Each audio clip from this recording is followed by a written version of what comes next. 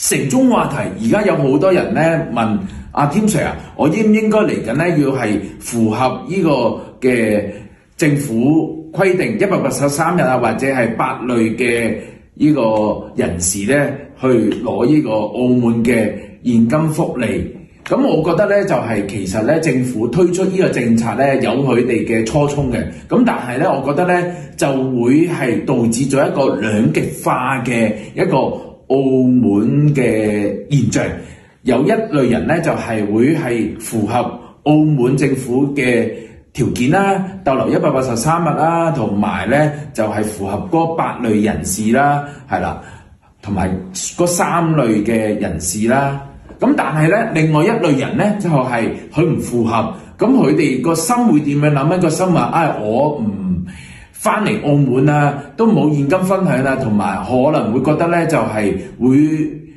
當佢哋唔係澳門人啊，所以佢哋可能對澳門嘅歸屬感就會係減少嘅。咁所以咧，我覺得咧就係政府可以推出一個嘅優化條件咧，就係將呢個嘅唔夠183日嘅澳門人咧唔好一刀切，就係譬如佢推出一啲嘅電子消費券啊，設定一啲嘅佢要消費先有呢個嘅電子消費券嘅優惠，譬如係佢要消費2-3萬蚊就可以用到呢個1萬蚊嘅電子消費，咁啊變相咗佢都係澳門人啊嘛，咁啊變相咗可以係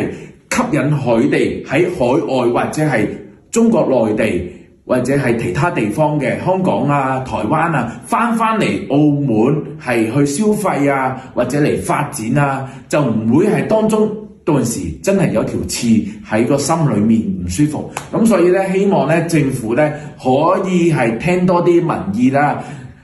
優化呢個嘅現金分享嘅制度。咁啊，未來咧澳門咧會係更加會係越做越好啦，幸福感都好啲啦。到時有啲咩嘅疑問可以聯絡黃德維添 Sir， 黃德維添 Sir 咧會去解答你